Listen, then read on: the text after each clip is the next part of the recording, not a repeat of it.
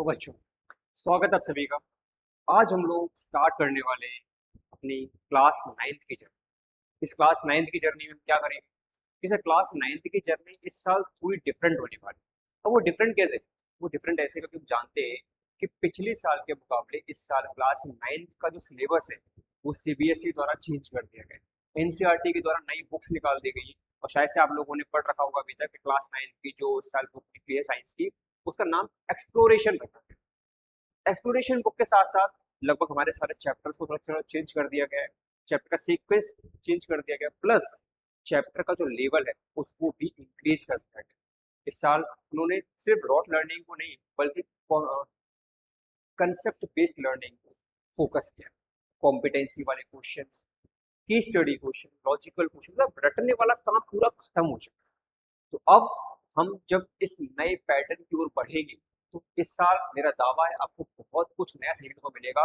जो ऐसे बच्चे जो नीट की तैयारी करना चाहते हैं, आगे जाकर साइंस की फील्ड में अपना करियर बनाना चाहते हैं, तो ऐसे बच्चों के लिए बहुत ज़्यादा फायदेमंद और बहुत ज़्यादा अच्छा होने वाला है। तो बिना देरी के हम लोग अपना ये क्लास नाइन्थ की जर्नी स्टार्ट करते हैं। तो आज हम लोग कवर करने वाले हैं क्लास नाइन्थ के सिलेबस का जो हमारा फर्स्ट एंड मेन चैप्टर है, दैट इज सेल। आज हम लोग कवर करेंगे सेल के बारे में कि सेल क्या होता है, सेल कैसे काम करता है। क्योंकि अगर बात आती है साइंस में, अगर बात आती है साइंस में और साइंस में भी अगर बात आ जाए लिविंग ऑर्गेनिज्म की, साइंस में भी अगर बात आ जाए लिविंग ऑर्गेनिज्म की, तो हमें पता होना चाहिए कि लिविंग ऑर्गेनिज्म को पढ़ने से पहले जो इसका सबसे बेसिक पॉइंट है, जो सबसे छोटा पॉइंट है, दैट इज सेल, हम उसके बारे में जानें। तो बिना देरी के स्टार्ट करते हैं। उससे पहले अगर आप लोग नए जुड़े हैं तो सब्सक्राइब कर दीजिए, लाइक कर दीजिए और अपने दोस्तों को भी शेयर कर दीजिए जिससे कि वो भी इस सेशन का फायदा ले सके। तो सेल क्या है? अगर हम बात करते हैं सेल की, तो हमारे माइंड में एक क्वेश्चन आता है कि आखिर सेल है क्या। अगर सेल को हम लिविंग ऑर्गेनिज्म से कनेक्ट कर रहे हैं कि सेल एक लिविंग ऑर्गेनिज्म से कुछ मिलता जुलता है, क्योंकि मैंने बताया था कि लिविंग ऑर्गेनिज्म अगर आपको पढ़ना है तो आपको सेल के बारे में जानना पड़ेगा। अच्छा सर, अगर सेल ऐसा है तो बताइए क्या होता है। तो आपने देखा होगा यहाँ पे लिखा हुआ है कि the smallest unit capable of carrying out all functions of life. Life के फंक्शंस को कैरी करना, लाइफ के फंक्शंस को परफॉर्म करना, मतलब सिंपल सी भाषा में अगर हम बात करें, इन सबको हटा दीजिए, कुल मिला के जिंदगी जीना। क्या बोल रहा हूं मैं? कुल मिलाकर जिंदगी जीना।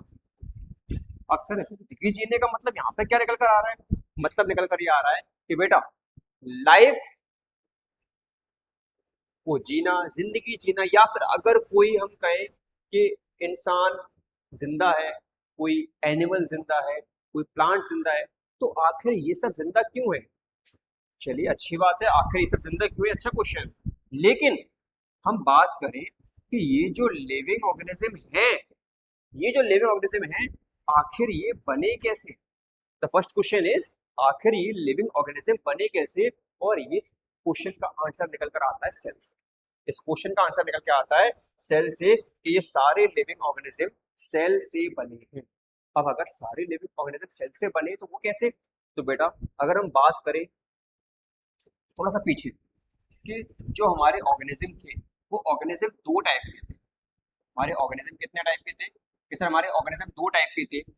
एक था हमारा लिविंग ऑर्गेनिज्म और दूसरा था हमारा नॉन लिविंग ऑर्गेनिज्म। यही होता है, हमारे आसपास जो भी एनवायरनमेंट है, एटमॉस्फेयर है, इकोसिस्टम है, उन सभी में आपको दो ही चीजें मिलेंगी, या तो लिविंग ऑर्गेनिज्म या फिर non living organism.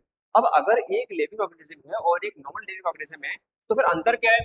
Living organism में अंतर ये है कि ये ग्रो कर सकते हैं, they can grow, they can develop, ये ग्रो कर सकते हैं, ये डेवलप कर सकते हैं।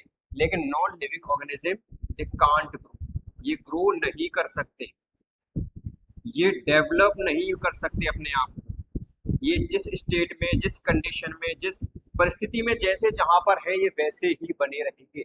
लेकिन लिविंग के सर ये तो डेवलप करेंगे, समय के साथ साथ ये खुद को भी चेंज करेंगे। तो खुद को चेंज करना, ग्रो करना, डेवलप करना, ये कौन कर पा रहा है? ये कर पा रहे हैं लिविंग ऑर्गेनिज्म। क्यों कर पा रहे हैं?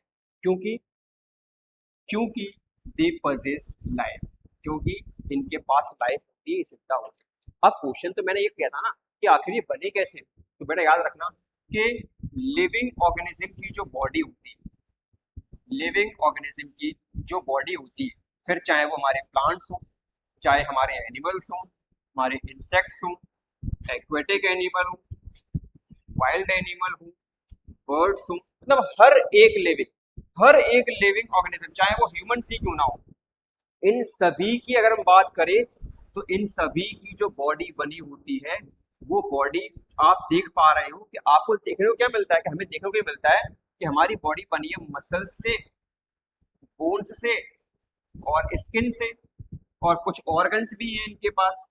बिल्कुल सही बात आपकी। लेकिन ये सब किससे बने? तो ये सब बने होती है एक सबसे छोटी यूनिट, एक सबसे छोटी यूनिट, जो कि क्या है, जो कि है सेल। ये सब किससे बने होते हैं? ये सब सेल से बने होते हैं। जिस तरह से अगर मुझसे कोई क्वेश्चन करे कि बताओ एक घर है, एक घर है, वो घर किससे बना है, तो मैं कहूंगा कि सर घर में वॉल्स हैं, मैं कहूंगा घर में डोर्स हैं, मैं कहूंगा घर में रूफ है, मैं कहूंगा घर में स्टेयर्स हैं, मैं कहूंगा घर में गार्डन एरिया है, मैं कहूंगा घर में किचन है, मैं कहूंगा घर में रूम्स हैं। लेकिन द पॉइंट इज दैट ये सब कैसे, अगर घर में वॉल्स बनी हुई है, दीवारें बनी हुई है, तो दीवारें कैसे बनी? ये गेट अगर बने हुए तो ये गेट कहाँ से आए? ये रूम्स अगर बने हुए, छत बनी हुई, छत कहाँ से बनी? तो बेटा अगर मैं वॉल्स की बात करूं कि सर वॉल्स अगर बनी होगी तो सबसे छोटी यूनिट, सबसे छोटी यूनिट या सबसे छोटी चीज कोई लगी होगी तो कौन सी लगी होगी? कि सर ब्रिक। अगर ब्रिक्स ही नहीं होती तो घर का ढांचा तैयार कर पाते या घर का स्ट्रक्चर आप तैयार कर पाते? बिल्कुल नहीं। बिना ब्रिक्स के तो घर का बनना पॉसिबल ही नहीं। वो अलग बात है कि अगर हम घर कच्चा बना रहे हैं तो हम सॉइल का इस्तेमाल करेंगे, तो वापस सॉइल हमारी सबसे छोटी यूनिट हो जाएगी। मतलब क्या, कि मतलब ये कि अगर घर को बनाया तो घर को बनाने के लिए, उसका स्ट्रक्चर तैयार करने के लिए सबसे छोटी यूनिट हमें ब्रिक्स का इस्तेमाल करना पड़ा। अगर हमने कच्चा घर बनाया है तो कच्चा घर में बनाने के लिए हमें या तो सॉइल या आपकी कोई वुडन आइटम हमें इस्तेमाल करनी पड़ी।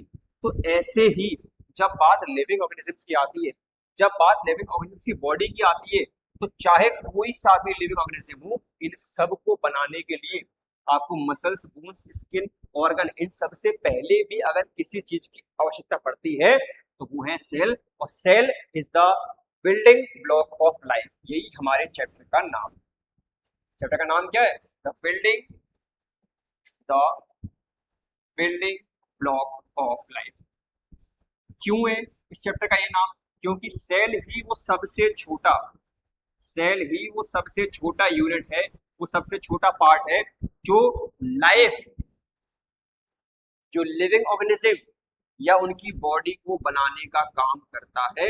इसके बिना लाइफ पॉसिबल ही नहीं है। ये है हमारा सेल। आई होप आपको समझ में आ गया होगा। इनकेस अगर समझ में नहीं आया तो कोई भी इशू लेने की जरूरत नहीं है। अगर कोई डाउट रह रहा है तो कमेंट बॉक्स में डाल दीजिए। आपके लिए पर्टिकुलर उस डाउट का एक शॉर्ट बनाकर मैं डाल दूंगा, तो आपका वो डाउट भी क्लियर हो जाएगा। चलिए, तो हमने जान लिया कि आखिर सेल होता क्या है। आगे बात करते हैं कि अगर हमने सेल के बारे में जान लिया तो क्या सेल के कुछ टाइप्स होते हैं? तो बिल्कुल बेटा, सेल के अगर हम टाइप्स के बारे में बात करें तो यहाँ पर हम सेल को दो पार्ट में डिवाइड करेंगे, that is unicellular and multi cellular. अब बात ये आती है कि सर हमने सेल के बारे में जान लिया, लेकिन ये नया वर्ड क्या आ गया? एक यूनिसेल्युलर आ गया, एक मल्टी सेल्युलर आ गया। इसका मतलब क्या है? तो इसके मतलब की अगर हम बात करें तो यूनी सेल्युलर, ये हमारे दो वर्ड हैं, मल्टी और ये सेल्युलर, ये हमारा दो वर्ड है। मतलब इस एक पर्टिकुलर वर्ड में हमारे पास दो चीजें मिल रही है, एक यूनी मिल रहा है, एक सेल्युलर मिल रहा है, एक मल्टी मिल रहा है, एक सेल्युलर मिल रहा है। मतलब दोनों में अगर हम ध्यान से देखें तो सेल्युलर तो कॉमन है सर, सेल्युलर तो कॉमन है, लेकिन यहाँ पर यूनी है, यहाँ पर मल्टी। तो बेटा आपको पता होना चाहिए कि यूनी जो वर्ड है वो यूनी वर्ड बना है यूनिटी से। किससे बना है? कि सर यूनी वर्ड मिलकर बना हुआ है यूनिटी से, और इसका मतलब होता है वन। क्या मतलब होता है? कि सर इसका मतलब होता है वन, तो इसका मतलब यूनी सेल्युलर, इट मीन्स कि एक सेल से बना हुआ, एक सेल से बना हुआ। सेकंड अगर हम बात करें कि मल्टी मतलब क्या, कि मल्टी मतलब भाई एक से ज्यादा, एक से तो कुछ भी हो सकता है, फिर तो वो प्लूरल क्वांटिटी में यहाँ पर आ गई। तो एक से ज्यादा का मतलब क्या, कि यहाँ पर आपको कई सारे सेल्स मिल जाएंगे, यहाँ पर आपको 1+ मतलब क्या, यहाँ पर आपको मिलियंस ऑफ सेल्स मिल जाएंगे। मिलियंस हो सकते हैं, थाउजेंड्स हो सकते हैं, हंड्रेड्स हो सकते हैं, मतलब कुछ भी, पर वो एक नहीं होगा, ये फिक्स, वो एक नहीं होगा। कि सर ये तो ठीक है लेकिन कुछ समझ में ज्यादा आया नहीं, इसको और तरीके से समझते हैं कि यूनिसेल्युलर एक ऐसा ऑर्गेनिज्म, एक ऐसा लिविंग ऑर्गेनिज्म जो एक सेल से बना है, जिसकी पूरी बॉडी एक सेल से बनी है, जिसकी पूरी बॉडी एक सेल से बनी है, वो यूनिसेल्युलर। और मल्टी सेल्युलर एक ऐसा ऑर्गेनिज्म जिसकी पूरी बॉडी मिलियंस ऑफ सेल से बनी है, जिसकी पूरी बॉडी जैसे मिलियंस ऑफ सेल से बनी है, तो वो हमारा मल्टी सेल्युलर कहलाएगा। ये है डिफरेंस। चलिए बहुत अच्छी बात है, हमने डिफरेंस तो जान लिया, डेफिनेशन जान ली कि यूनिसेल्युलर मतलब एक ऐसा ऑर्गेनिज्म जिसमें सिर्फ एक सेल होती है और वही सेल उसकी बॉडी बन जाएगी। मल्टी सेल्युलर जहां पर कईयों सेल्स होती हैं, मिलियंस ऑफ सेल्स आपको देखने को मिल जाएंगे। तो भाई डिफरेंस क्या है, डिफरेंस देखो पहला, ये consist of only one cell, यहाँ पर सिर्फ एक सेल आती है, consist of millions billions of cell, मतलब बहुत लाखों करोड़ों अरबों सेल्स यहाँ देखने को मिल जाएंगे आपको। सेकंड अगर हम बात करें कि single cell perform all function, मैंने अभी क्या बताया था, मैंने अभी बताया था कि जो यूनिसेलुलर होते हैं उन यूनिसेलुलर में आपको एक ही सेल देखने को मिलेगी, और वो जो एक सेल होगी वही सेल उसकी बॉडी बन जाएगी, वो जो एक सेल होगी वही सेल उसकी बॉडी बन जाएगी। तो अगर वही सेल उसकी बॉडी बन रही है तो उसी सेल को उसकी बॉडी के जो भी इसेंशियल फंक्शंस हैं, उसकी बॉडी को जिंदा रहने के लिए, ग्रो करने के लिए, डेवलप करने के लिए जो भी काम करने पड़ेंगे, वो सब काम कौन करेगा, वो सारे काम वही एक सिंगल सेल करेगा। सेकंड अगर हम बात करें कि cells are specialized for different functions, किसमें, कि मल्टी सेलुलर, मतलब कि मल्टी सेलुलर एक ऐसा ऑर्गेनिज्म है, एक ऐसा क्राइटेरिया है जहां पर हर एक सेल एक अलग अलग फंक्शन परफॉर्म करने के लिए बना है। मतलब एक सेल यहाँ पर क्या कर रही थी, यहाँ पर एक सेल सारे फंक्शन कर रही थी, सारे काम कर रही थी, लेकिन यहाँ पर क्या हो रहा है कि सर यहाँ पर तो एक सेल अपना खुद का काम कर रही है, मतलब हर एक सेल के पास अपने डिफरेंट डिफरेंट फंक्शन है, डिफरेंट डिफरेंट काम है। इसका मतलब क्या, हम जानते हैं घर में अगर हम अकेले, अगर हम घर में अकेले तो क्या करेंगे, घर में अकेले हैं तो भाई हमें कपड़े भी धोने पड़ेंगे, हमें बर्तन भी धोने पड़ेंगे, हमें घर की सफाई भी करनी पड़ेगी, हमें खाना भी बनाना पड़ेगा, मतलब सारे काम हमें ही करने। तो सारे काम हमें ही करने, तो क्यों करने, क्योंकि हम अकेले हैं, हम सिंगल हैं। लेकिन अगर हम बात करें कि हमारी शादी हो जाए, हम क्या करें कि हमारी शादी हो जाए, और शादी हो जाए तो जानते हैं क्या आ जाएगी, हमारी वाइफ आ जाएगी, तो आधे काम वो करे आधे काम मैं करूँ, ये सारे काम वो करे मैं कुछ भी ना करूँ। मतलब कुल मिला के बात इतनी सी आ जाती है कि जब एक फैमिली में, एक घर में, एक पर्टिकुलर एरिया में एक से ज्यादा लोग होते हैं, तो वो क्या होता है कि एक से ज्यादा लोग जब होते हैं तो वहां पर सारे काम डिवाइड हो जाते हैं, सारे काम डिवाइड हो जाते हैं। मान लो घर में 4 से 5 लोग हैं, हो सकता है कोई कपड़े धोने वाला, कोई कपड़े धो रहा हो, कोई बर्तन धो रहा हो, कोई खाना बना रहा हो, कोई घर की सफाई कर रहा हो, कोई बाहर के काम समेट रहा हो, बाहरी काम देख रहा हो। मतलब किसी एक व्यक्ति पर सारा काम नहीं आएगा, अगर आएगा तो क्या होगा कि ये तो कुछ करता ही नहीं, मैं ही सारे काम क्यों करूँ, मैं ही सारे काम क्यों करूँ, ये तो कुछ करता ही नहीं है। तो ऐसी कंडीशन नहीं आती। तो जहां पर मल्टी सेलर आ गया, मतलब एक से ज्यादा, मतलब millions of billions of cells, वहां पर क्या होती है कि हर एक सेल का अपना खुद का एक डिफरेंट काम होता है, डिफरेंट फंक्शन होता है, वो किसी दूसरे सेल का काम नहीं करेगी, लेकिन यहाँ पर एक ही सेल को सारे काम करने पड़ते हैं। थर्ड अगर हम बात करें कि नो कोऑर्डिनेशन नीडेड, कोऑर्डिनेशन मतलब क्या, कि आपस में मेल जोल बनाकर चलो काम को लेके। अब भाई लेकिन वो अकेला है, उसी को सारे काम करने, और जब उसी को सारे काम करने तो वो किससे मेलजोल बनाए, कोई आवश्यकता नहीं पड़ रही यहाँ पर। लेकिन यहाँ पर cells coordinate through tissue and organs, यहाँ पर सेल्स को कोऑर्डिनेट करना पड़ता है, क्योंकि हर एक पार्ट, हर एक ऑर्गन, हर एक बॉडी पार्ट का जो सेल्स होते हैं वो सेल्स अलग अलग काम के लिए बने। मैं मानता हूँ जो मेरे हाथ के सेल्स हैं वो लिफ्टिंग के लिए काम आते हैं, मेरे जो फिंगर्स के सेल्स हैं वो ग्रिप देने के लिए काम आते हैं, मेरे जो ब्रेन के सेल्स हैं वो मेरे को थिंक करने के लिए काम करते हैं, जो स्टमक के सेल्स हैं वो मेरे को डाइजेस्ट करने में हेल्प करते हैं। तो हर एक बॉडी पार्ट, हर एक ऑर्गन का डिफरेंट डिफरेंट सेल्स है, और वही डिफरेंट सेल्स जब अपना अपना काम करते हैं तो उनमें कोऑर्डिनेशन बनाने के लिए भी वहां पर नीड पड़ती है। तो यहाँ पर सेल्स कोऑर्डिनेट करते हैं। अब किससे करते हैं कि टिश्यू एंड ऑर्गन, ये क्या होते हैं इनको हम आगे समझेंगे। अब दिया है कि माइक्रोस्कोपिक, माइक्रोस्कोपिक मतलब क्या, कि यूनिसेलुलर ऑर्गेनिज्म जो होते हैं, ऐसे लिविंग ऑर्गेनिज्म जो यूनिसेलुलर है, तो सिर्फ एक सेल से बने।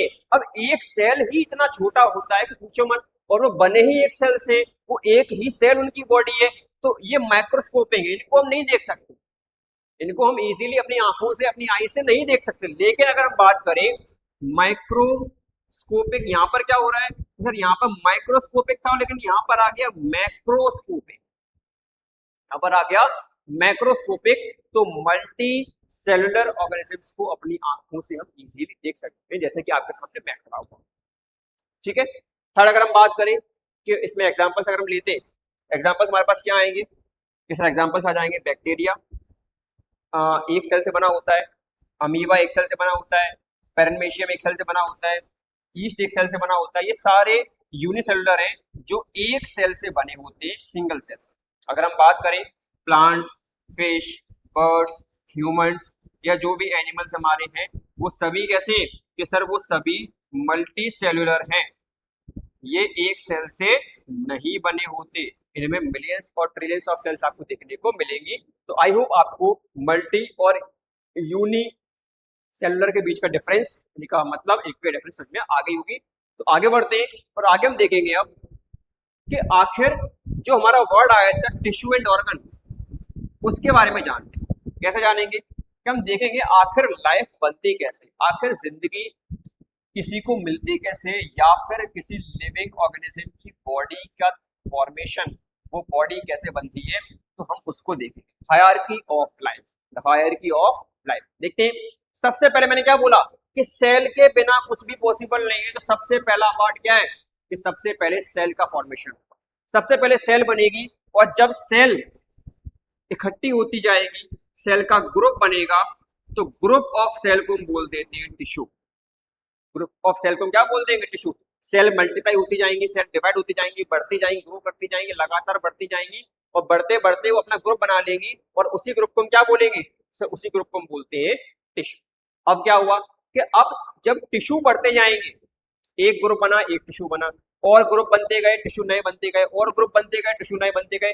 ऐसे जब टिश्यू बनते जाते हैं, और टिश्यू का जब ग्रुप बनता है, टिश्यू का जब ग्रुप बनता है, तब बनती है मसल्स, तब बनती है मसल्स, क्योंकि हमारे जो मसल्स है वो मसल्स बनी ही टिश्यू से, और टिश्यू बने हैं सेल से। तो जो मसल्स बनी, उन मसल्स से बनते हैं हमारे ऑर्गन्स, उन मसल से हमारे क्या बनेंगे, ऑर्गन्स बनते हैं। जैसे कि हमारा हार्ट हो गया, स्टमक हो गया, लिवर हो गया, किडनी हो गया, तो किससे बने, ये सब बने मसल्स। इसके बाद जब ऑर्गन्स इकट्ठे होते जाते हैं, तब बनते हैं ऑर्गन सिस्टम। जैसे कि मान लो मैंने बात की रेस्पिरेटरी सिस्टम की, अगर हम बात करें, अगर हम बात करें नेसल कैविटी की, अगर हम बात करें डाइजेशन की, तो ये पूरे सिस्टम जो होता है वो एक पूरा ऑर्गन सिस्टम कहलाता है, जो किसी पर्टिकुलर काम में सारे ऑर्गन्स मिलकर काम कर रहे होते हैं, सारे ऑर्गन्स मिलकर कोऑर्डिनेट कर रहे होते हैं। और जब सारे ऑर्गन सिस्टम कंप्लीट हो जाते हैं, कंबाइन हो जाते हैं, एक साथ आ जाते हैं, तब बनता है एक लिविंग ऑर्गेनिज्म, तब बनता है एक लिविंग ऑर्गेनिज्म, और तब जाकर किसी एक लिविंग ऑर्गेनिज्म की बॉडी तैयार होती है, उसकी बॉडी का फॉर्मेशन हो सकता है। तो आप देख पा रहे हो कि ऑर्गेनिज्म किससे बना, कि ऑर्गन सिस्टम जब कंबाइन हुए। ऑर्गन सिस्टम तब बना जब ऑर्गन्स कंबाइन हुए। ऑर्गन्स किससे बने, ऑर्गन्स बने मसल से, और मसल्स बनी टिश्यू से। और टिश्यू क्या थे, टिश्यू थे the group of cell, group of cell. और सेल ही हमारी सबसे छोटी, सबसे फंडामेंटल, सबसे छोटी बिल्डिंग ब्लॉक है लाइफ की। इसके बिना हम यहाँ तक नहीं पहुंच सकते। तो हम कह सकते हैं कि it is the step one, it is the step one towards the success. Success what, the success is organism. तो बिना सेल के हम ऑर्गेनिज्म का फॉर्मेशन नहीं कर सकते। चलिए इतना समझ में आ गया होगा आपके। आगे हम देखते हैं, आगे जब बात आती है कि भाई जब सेल इतनी इंपॉर्टेंट है, हमने सेल के बारे में इतना कुछ जाना कि सेल क्या होती है, सेल के बारे में जाना कि सेल का फॉर्मेशन कैसे होता है, हमने सेल के बारे में जाना कि सेल कैसे ग्रो करती है, कैसे टिश्यू बनते हैं, कैसे ऑर्गन्स आते हैं, कैसे बॉडी बनती है, या फिर यूनी और मल्टी क्या होते हैं। अब इसी के साथ हम जानेंगे कि इतनी इंपॉर्टेंट चीज जो कि सेल, उसका जो डिस्कवरी हुई है, उसकी जो डिस्कवरी हुई है वो किस किस के द्वारा हुई है, किसने खोजा है इसको, अगर ये किसने बताया हमें, तो सबसे पहले याद कर लेना 1665, 1665, 1665 रॉबर्ट हुक वो थे जिन्होंने सबसे पहले सेल टर्म दिया, जिन्होंने सबसे पहले सेल के बारे में बताया। और सेल के बारे में बताया कैसे, कॉर्क स्लाइस, कॉक्स स्लाइस को उन्होंने ऑब्जर्व करके बताया कि यहाँ पर सेल है। सेकंड अगर हम बात करें, थोड़ा आगे बढ़ते हैं 1674 में। 1674 में आते हैं A.V. लोवेनहॉक, एंटन वैन लोवेनहॉक। ये कौन है कि ये पहले ऐसे व्यक्ति हैं जिन्होंने लिविंग सेल को ऑब्जर्व किया। इन्होंने लिविंग सेल को ऑब्जर्व किया कहां पर कि बैक्टीरिया में। कहां पर कि बैक्टीरिया में, और उसको नाम दिया एनिमैलिकुलस। ठीक है, एनिमल किलर्स, कोई डाउट है? चलो, हमने 1675 से जर्नी स्टार्ट की। 1665 में रॉबर्ट हुक ने हमें सेल के बारे में बताया कि सेल होती है। 1674 में लोवेनहॉक ने बताया कि लिविंग सेल होती है, उन्होंने देखे भी। उसके बाद अगर हम आगे बढ़ जाएं तो 1838 मैथियस श्लेडेन इन्होंने बताया कि सारे प्लांट्स जो होते हैं वो सेल से बने, मतलब प्लांट्स में भी सेल पाई जाती है। इसके बाद 1839 थियोडोर श्वान ने हमें बताया कि सारे एनिमल्स भी सेल से बने हैं, सारे एनिमल्स भी सेल से बने हैं। लास्ट 1855 में रुडोल्फ वर्शू ने हमें बताया कि ये जो सेल हैं वो सेल ग्रो कैसे करती है, कि एक सेल जब टूटती है तो एक नए सेल को जन्म देती है। मतलब इन्हें क्या बताया, इन्हें बताया कि जितने भी नए सेल्स हैं वो किसी प्री एग्जिस्टिंग, किसी एक पुराने सेल्स से टूटकर बने हैं। ये रुडोल्फ वर्शू ने बताया 1855। तो आप लोग चाहो तो इनका एक स्क्रीनशॉट ले सकते हो, आपके काम भी आएगा। ओटी वगैरह में आपको पूछने को मिल जाता है सीबीएसई में। तो मैंने क्या बताया था कि 1665 रॉबर्ट हुक और 1674 A.V. लोवेनहॉक, 1838 मैथियस श्लेडेन, 1839 थियोडोर श्वान, 1855 रुडोल्फ वर्शू। सबसे पहले क्या कि सेल के बारे में पूछा गया, फिर लिविंग सेल के बारे में बताया, फिर प्लांट्स में सेल्स होते हैं वो बताया गया, एनिमल्स में सेल पाए जाते हैं वो बताया गया, एंड एट लास्ट ये बताया गया कि हर एक सेल एक प्री एग्जिस्टिंग सेल से बना हुआ है। इसकी जानकारी हमें दी गई। चलिए, बहुत अच्छी बात है। आगे देखते हैं कि सेल की डिस्कवरी के बाद अब अगर हम बात करें कि क्या हम सेल को देख पाएंगे, और अगर हम सेल को नहीं देख पाएंगे तो क्यों? अगर हम सेल को नहीं देख पाएंगे तो क्यों नहीं देख पाएंगे? तो क्वेश्चन क्या आ रहा है, अगर हम सेल को नहीं देख पाएंगे, if we are not able to see cell then why, तो हम क्यों नहीं देख सकते? चलो, आप ये तो कह सकते हो कि सर इसलिए नहीं देख सकते क्योंकि बहुत छोटा होता है, बहुत छोटा होता है, स्मॉलेस्ट पार्ट है हमारी बॉडी का। ये तो अच्छी बात है जब जानते हैं।